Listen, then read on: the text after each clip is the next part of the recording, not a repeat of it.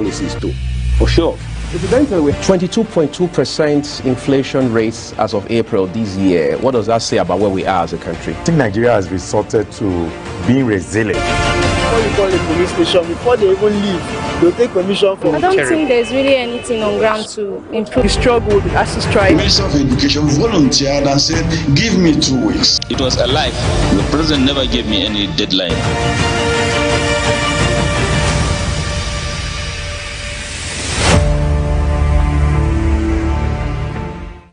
Welcome to Global Morning. The death toll from flooding. Most time our politicians just bring in policies too, for sure. Incidentally, we have several more stories. The legislature was carefully crafted to 22.2% inflation rates as of April this year. What does that say about where we are as a country? I think Nigeria has resorted to being resilient. Before you call a police station, before they even leave, they'll take permission from I don't think there's really anything on ground to improve. We struggled, we had to strike. The Minister of Education volunteered and said, give me 2 weeks. It was a lie. The president never gave me any deadline.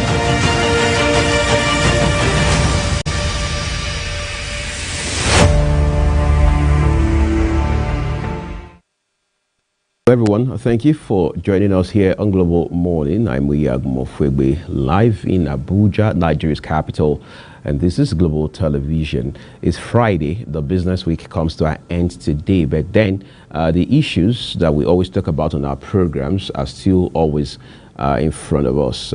So many of them.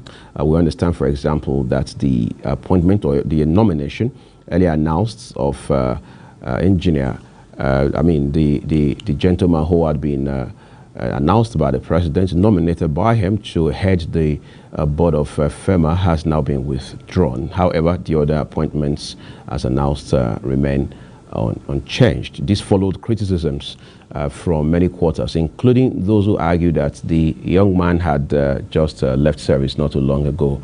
It's a 25-year-old man. I mean, he hasn't got experience to lead at that level, so he would need capacity, he would need competence, he would need experience, and a bit of, if you like, a track record. But maybe that's a different story. But for now, the war between Israel and Palestine is on. Again, the argument of whether it's between Israel and Palestine or Israel and Hamas is altogether a different kettle of fish. However, one thing we know for sure now is the United States, under the leadership of President Joe Biden, has made available $100 million in terms of aid to those who have been devastated by this war, especially from the Palestinian side. How much of difference that makes for the better is left to be seen, because there are those on the ground now, including humanitarian and aid workers, saying this is scratching the surface. In fact, they particularly say it is a drop in the ocean. In the meantime, Joe Biden, the U.S. president, has said this money and all the other resources are not meant for Hamas or any terrorist group. Okay, we've seen intervention from one country to another, but the bad news is that even when motion had been moved at the UN Security Council to say let's call for ceasefire, it was vetoed by the U.S. Of course, Britain won't support that move as naturally expected, which further complicates or compounds the task of finding solution to this problem, ending this war as we now know it. And back at home, our challenges continue. Just yesterday, former Emir of Kano, and of course former governor, I should say, of the Central Bank of Nigeria, Lamido Sanusi, was speaking at the Nigerian Institute for International Affairs, where he said that oil money in itself will not make Nigeria a wealthy country, will not give us development, will not give us growth, all right, will not overall make us better as a country, because he says that we should learn from other countries who had been able to successfully and very impressively do so much. I mean, very significant achievements with monies realized from oil, because according to him, as it stands right now, oil money will cause us more trouble than it should be solving the problems that we are grappling with. Because he said in 2011, He had talked about how that the forex regime was a big problem. The oil money and how we administer it was also a problem in itself, but nobody will listen because vested interests would never see any good in that naturally. But today, those are the consequences playing out right in front of every one of us in this country. We're taking a quick break now. When we return, we'll look at paper headlines for you. Do stay with us. Welcome to Global Morning. The death toll from flooding. Most time our politicians just bring in policies to, for sure. Incidentally, we have several more stories. The legislature was carefully crafted to 22.2% inflation rates as of April this year. What does that say about where we are as a country? I think Nigeria has resorted to being resilient. Before you call the police station, before they even leave, they'll take permission from I don't think there's really anything on ground to improve. the struggle with the ASU strike. The Minister of Education volunteered and said, give me 2 weeks. It was a lie. The president never gave me any deadline.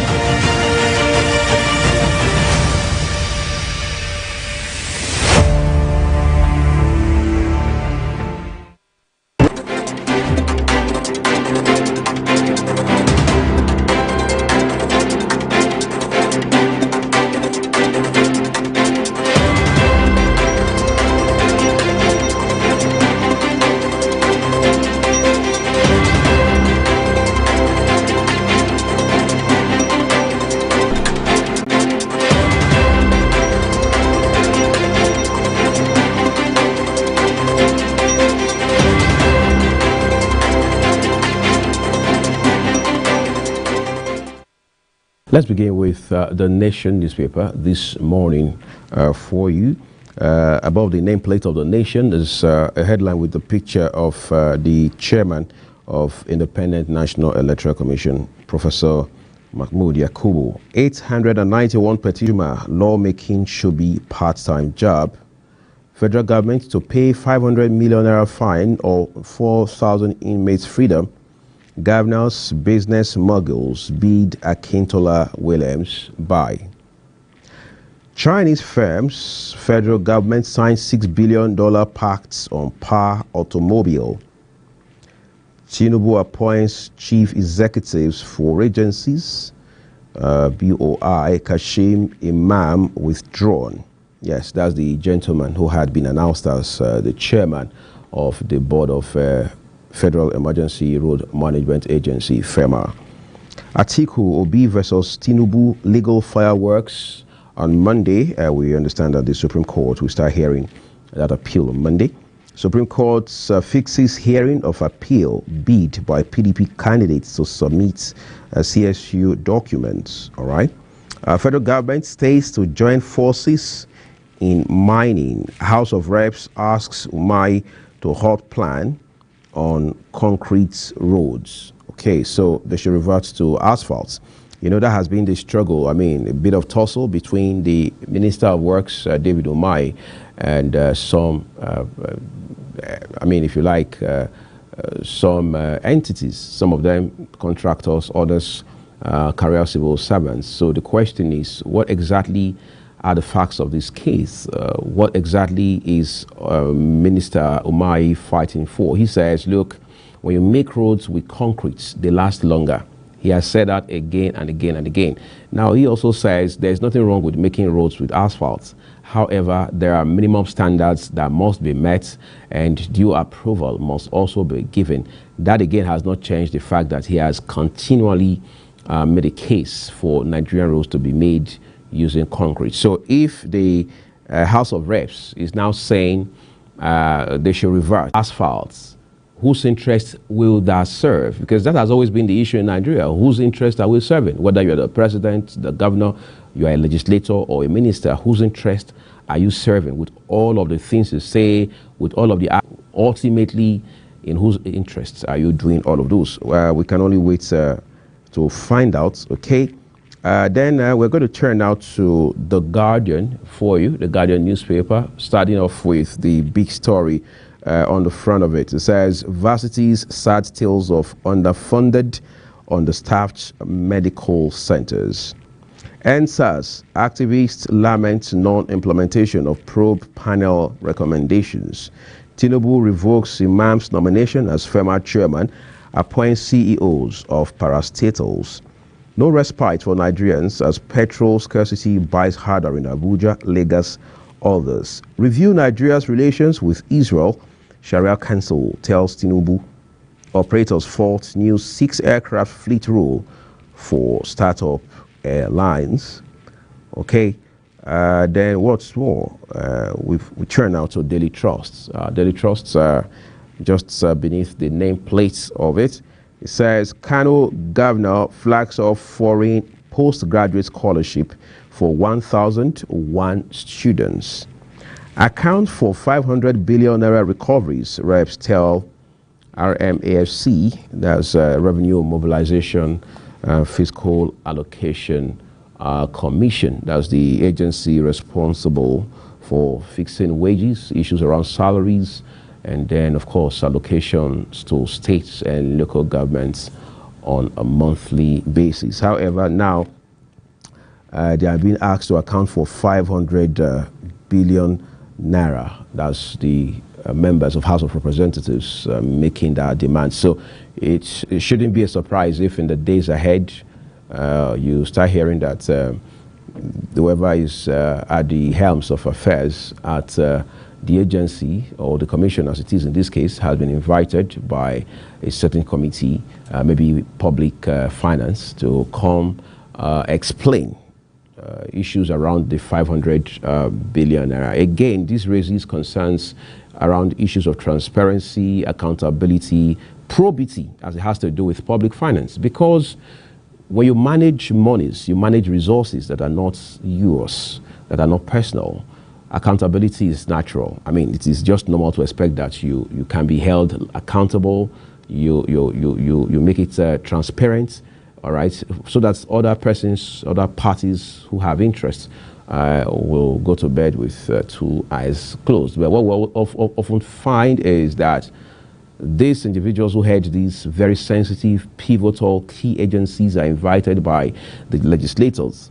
They either don't show up or they send far younger officers from their agencies to go represent them. In many of those cases, we have seen that these younger officers are not equipped with the information that these committees, whether it's House of Representatives or Senate, would require of them. But we have also had a conversation here as to how that it is embarrassing and, in fact, an outright shame for a committee of the House of Representatives or the Senate to invite a DG or an executive secretary of an agency and they do not show up. Sometimes you have even seen some who went to court to say that, to obtain an injunction, all right, or an order stopping a committee from inviting them and so on and so forth. We've seen all of that play out. It makes us look like a bunch of unserious people in this country. So if we want to be serious, then we've got to be business-minded. But you also want to ask yourself,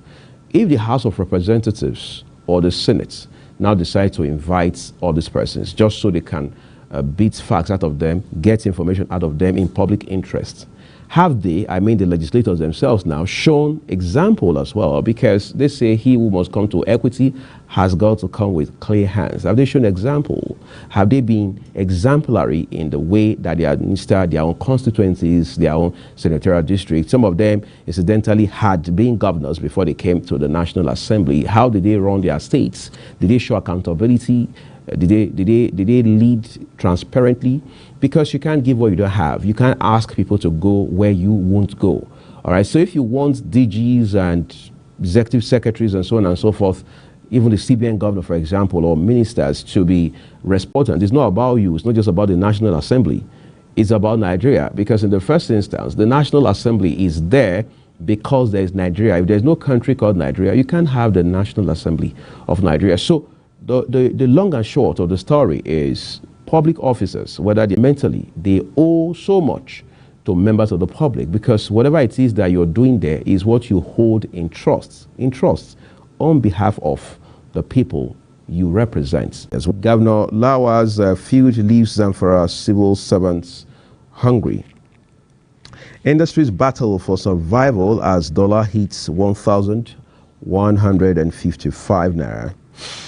Companies relocating to Ghana, retrenching textile manufacturers. Employers recommend guided floats FX regime.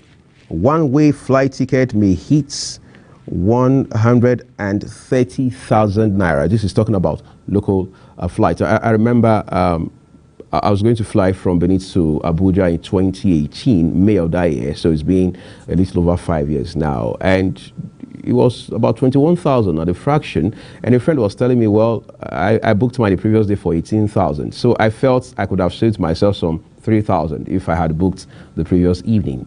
That was in 2018. Today, we are hearing that given the current economic challenges and realities that we're grappling with in this country as individuals, families, and even businesses, one-way tickets, local flights, that is, could hit as high as 130,000 naira.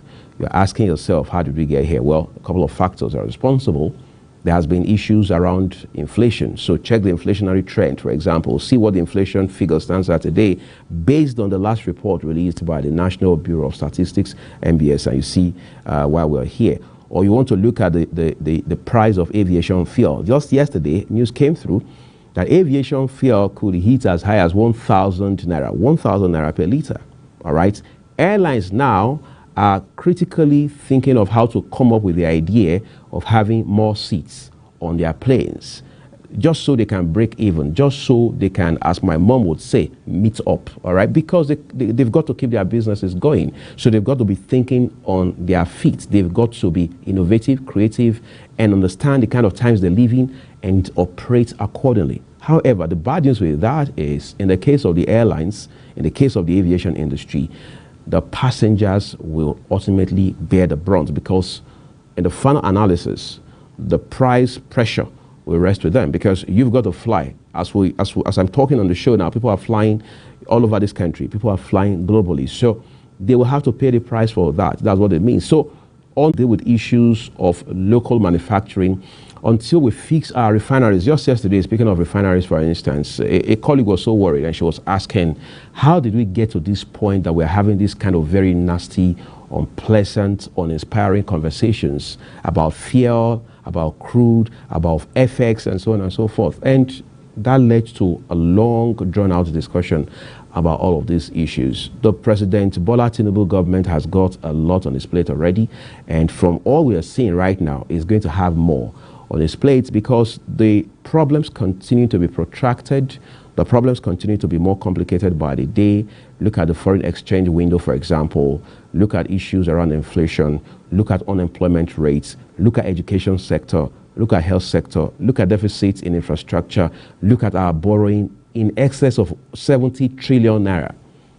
And IMF is still saying you've got to do more to better your economy. In fact, you've got to even seek loans in dollar now as it stands. So this is a potpourri of problems that we have to grapple with as a country. We're taking a quick break, everyone. When we return, we'll look at more headlines for you on the program.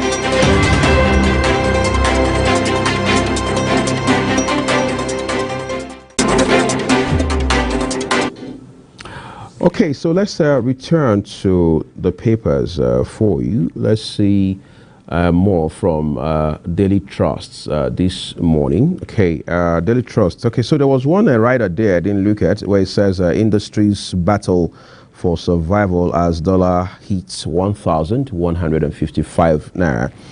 It says how elections, 891 of 1,196 petitions dismissed or withdrawn. INEC, Tinubu withdraws appointment of 24-year-old as FEMA chair.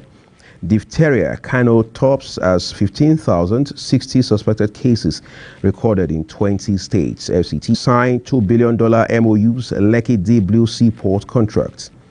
All right, those are stories from Daily Trust's newspaper. Okay, let's turn to the Punch. But before we turn to the Punch, we're going to be playing you a special report in the course of the show this morning, actually put together by Danjuma Abdullahi, who happens to be our partner correspondent, focusing on Nigeria's 63rd independence and what we had to do to get there, and what it has been like for this country in the last 63 years. We will play you that later in the course of the show. But I thought I should talk about that, so that when we look at Nigeria today, we're able to also look at Nigeria that had worked. There's the Nigeria that worked, a Nigeria that did work across spheres, economically, politically, socially.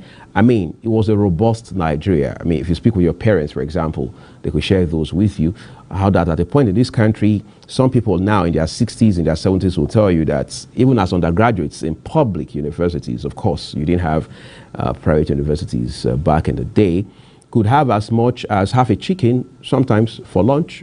I mean, lunch was free for them. Laundry service was free for them. In fact, a lawyer, a constitutional lawyer who has been at the bar for close to 4 decades, once told me a few years ago that he could even bring his girlfriend to school, who was not a student at that time, to have lunch just because he was a student.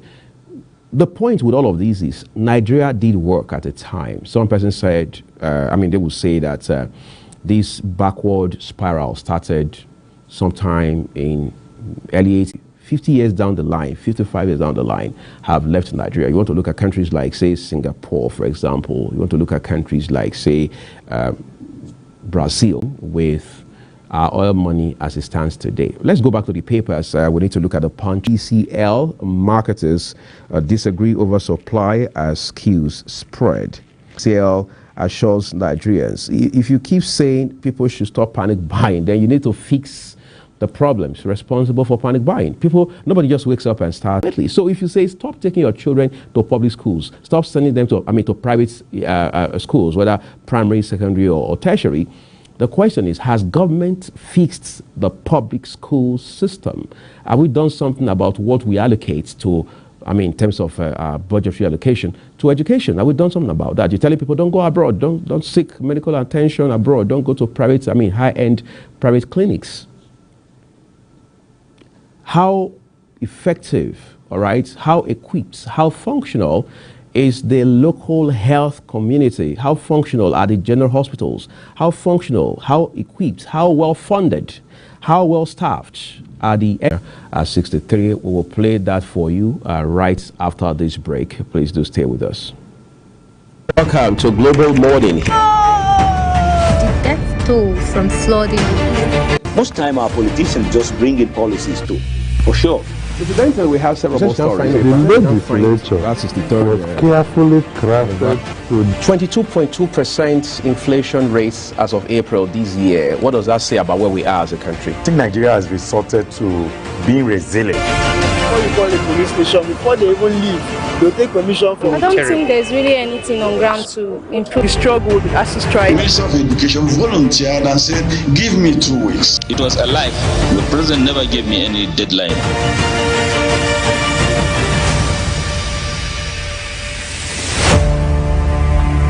The National Broadcasting Commission, NBC, welcomes broadcasters, content creators, tech experts, exhibitors, and investors from Nigeria and all over to the 13th edition of Africast. Africast is the destination event where local and global industry players experience the latest innovative technologies, services, products, and markets. Participants will experience 3 days of world-class exposition showcasing the very best in creativity, innovation, and technological advancement in the broadcast industry. Theme: broadcast content, synergy, finance, and market. Date: Tuesday 24th to Thursday 26th October 2023. Venue: Marriott Hotel Ikeja, Lagos. Time: 9 a.m. to 5 p.m. daily. Chief host: Honorable Minister of Information and National Orientation Alhaji Muhammad Idris. Host: Balarabe Shehu Ilela, Director General. Announcer: Management. NBC, your right to quality broadcasting. Welcome to Global Morning. The death toll from flooding. Most time our politicians just bring in policies too, for sure. Incidentally, we have several more stories. The legislature was carefully crafted to 22.2% inflation rates as of April this year. What does that say about where we are as a country? I think Nigeria has resorted to being resilient. Before you call a police station, before they even leave, they'll take permission from I don't think there's really anything on ground to improve. the struggle with the ASIS strike. Minister of Education volunteered and said, give me 2 weeks. It was a lie. The president never gave me any deadline.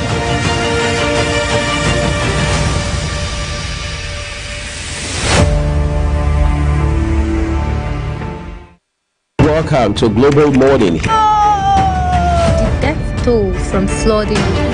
Most time our politicians just bring in policies too, for sure. Incidentally, we have several more stories. the legislature was carefully crafted to 22.2% inflation rates as of April this year. What does that say about where we are as a country? I think Nigeria has resorted to being resilient. Even leave, they'll take permission from I don't think there's really anything on ground to improve. the struggle with the ASIS strike. Minister of Education volunteered and said, give me 2 weeks. It was a lie.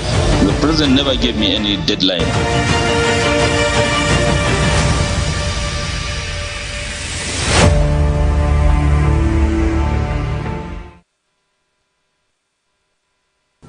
Thank you everyone for staying with us. Incidentally, we are going to have to play you that special report done by Danjuma Abdullahi, a partner correspondent, subsequently. But that's our show for you today. Thank you for watching. Have a great weekend ahead of you. Welcome to Global Morning. The death toll from flooding. Most time our politicians just bring in policies too, for sure. Incidentally, we have several more stories. the legislature was carefully crafted to 22.2% inflation rates as of April this year. What does that say about where we are as a country? I think Nigeria has resorted to being resilient. Before you call a police station, before they even leave, they'll take permission from I don't think there's really anything on ground to improve. the struggle with the ASIS strike. Minister of Education volunteered and said, give me 2 weeks. It was a lie. The president never gave me any deadline.